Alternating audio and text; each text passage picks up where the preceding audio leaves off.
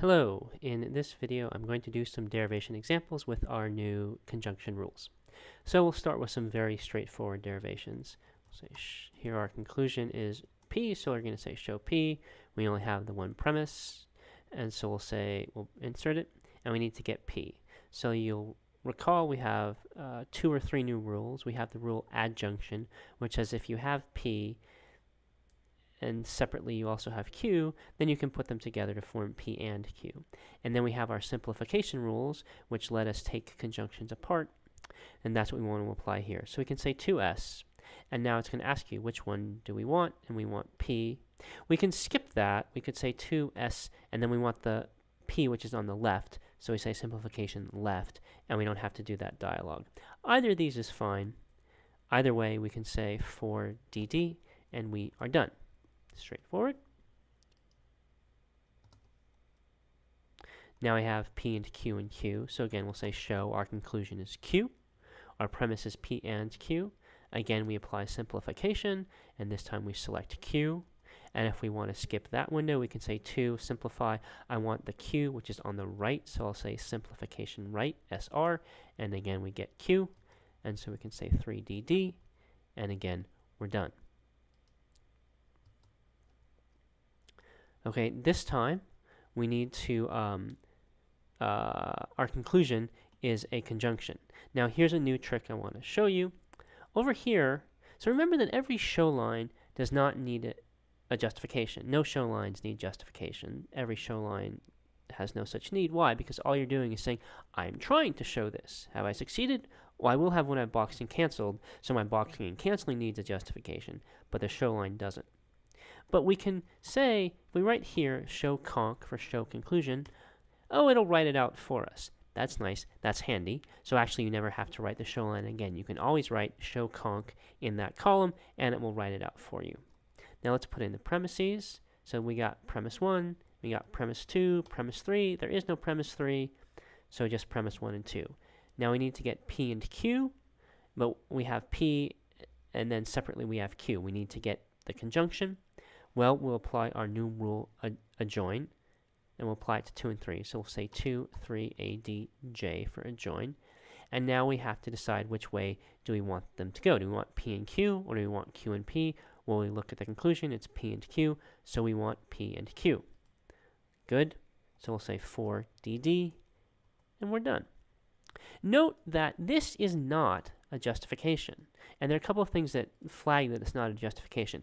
It's on a white background, not a gray background. And if you have the blue gold version on, then this will be a different. This will be a darker blue than this. And also, it's in quotation marks. And the quotation marks tell us this is not a justification. It's just a shortcut. But it's a nice shortcut.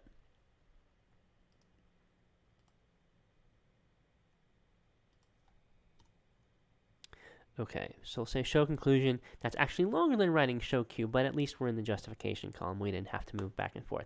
Lots of labor saved that time. Okay, so let's put in our premises. So we know we want to get to Q. Is there a premise 4? No, there's not. We want to get to Q. And if we look at 2, well, 2 is a conditional. And its consequent is Q. So if we got its antecedent, we could do modus ponens. That would be nice. If we do modus ponens with 2, we'll get Q and we'll be done. So we want to get the antecedent of 2. Good. The antecedent of 2 is a conjunction. It's P and R. So if we can get P and R, then we can do modus ponens. We'll get Q. We can box and cancel with direct derivation. Okay, how are we going to get P and R? Well, on our lines 3 and 4, we have P and we also have R. So we can say, we can put those together and we'll get P and R. So we can say 3, 4, adjoin. We get P and R. Good. And now we can say 2, 5 modus ponens, and we have Q, and we are done. So just a comment here before I go on to another problem. You want to distinguish between evaluating a derivation, saying do all the steps follow by rules, and figuring out how to create the derivation. And those are very different activities. And so as you're following along watching these videos, you might say, oh yeah, that step makes sense, and I see that rule applies, and that rule applies, and that rule applies. And that's good. But you also want to be paying attention to how am I figuring out what to do? What questions am I asking myself to think, what do I want to do next? And so here, what questions was I asking myself? Well, I asked myself, what do I want to get to? And the answer was Q. Q is what I want to get to because then I can box and cancel. And then I looked, and I also said, where are my conditionals? And I asked, what do I need to use my conditionals? And then I asked, how can I get what I need?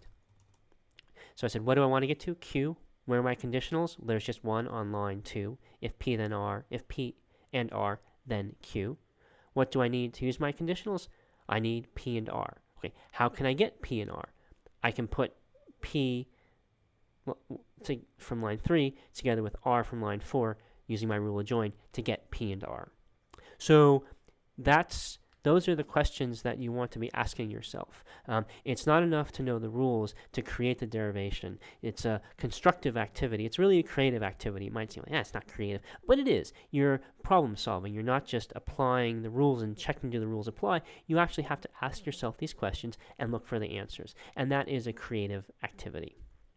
So those are the sorts of questions you want to ask yourself as you proceed through derivations. And then you won't be like stuck there when you're staring at a derivation. That asking yourself those questions will help you to see what should I do. Okay. Let's look at another derivation. Oh, it's red because it has those text comments in it. All right. So, that's a long conclusion. So show conclusion is definitely going to be nice here. Now let's put in our two premises. So we want to get not P and Q. How can we get not P and Q? Well, if we look at lines 2 and 3, 2 is a conditional. Remember, you need to watch the videos on conjunctions and conditionals and negations and conjunctions to be able to read 2. 2 is really this. Right? Remember, when parentheses are missing, and we don't, and without parentheses, we would have an ambiguous sentence. Is 2 a conjunction or is it a conditional? We always put the parentheses back around the conjunction, and that makes the conditional, and then that turns the sentence into a conditional. So 2 is a conditional. It's really 5. And its antecedent is P and Q. If I could do modus tollens with 2, I would get the negation of the antecedent. I would get not P and Q. And hey, that's what I want to finish the derivation. And luckily enough, on line 3 we have not R, and not R is the negation of the consequent of line 2. So I can apply modus tollens to 2 and 3. I can say 2, 3, MT, and I get the negation of the antecedent. I had a conditional, and I had the negation of the consequent. Apply modus tollens, you get the negation of the antecedent, and hey, that's what we want. That is our conclusion, so that's another direct derivation. Okay, we'll look at just one more derivation. So, this one's a little bit more involved. So we want to get P and R. And how do you get a conjunction? Well, you get the two parts and you adjoin. So I think, okay, what do I want? I want P and R. How do I get P and R? Well, in principle, there are lots of ways. If it was in the consequent of a conditional, you could get it by doing modus ponens. But one way you get P and R is adjoin.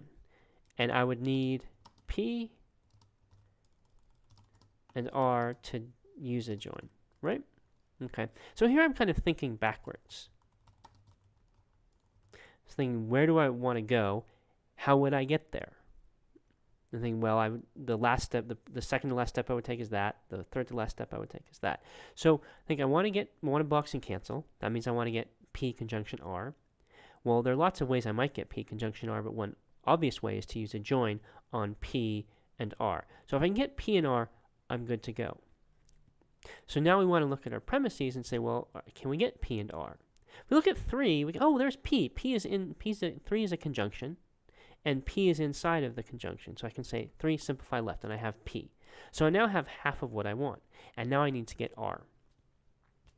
How am I going to get R?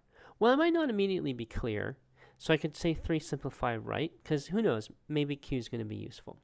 So I've broken up 3 by using simplification, and it turns out that since I know where I'm going, I can see that, oh, 4 is half of what I want. And now I want to think, what else can I do? Well, what are my other lines? Well, line 2 is a conditional, and we haven't used it yet. And it's the conditional if q then r. So now I'm thinking forwards, right? I said, I want to get p and r, if I can get, or p conjunction r. If I could get p, and I could also get r, then I can apply a join. And I know I have p, and so I'm thinking in the back of my head, can I get r somehow? But now, thinking forwards, I'm looking, well, what are the rules, what are the lines I can apply my rules to? And I can apply my rules to line 2, if I can find the right other lines. Right? 2 is a conditional, and I can do MP or MT with Q. If Q then R. If I can get Q, I can apply MP and get R. If I have not R, I can apply MT and get not Q. Now what do I want? I want to get R. So if I could do modus ponens with 2, that would be good. And hey, I can do modus ponens with 2 because on line 5, I have its antecedent. So I can say 2, 5, MP, and that gives me R. Now remember, what am I looking for? P conjunction R. How can I get P conjunction R? One way is to apply a join to P and R, and I have P and R on lines 4 and 6, so I can say 4, 6, and join, and we get P and R. So there we go. We have our derivation. Now it's not going to let me box and cancel. Let's actually do it down here. And it's not going to like this. Well, yeah.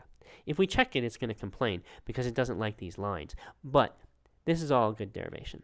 So here at first we were thinking backwards because we were thinking, how am I going to get, sort of how might I get that? And then later we were thinking forwards, what do I have? What rules can I apply? Okay, so I hope this has been helpful.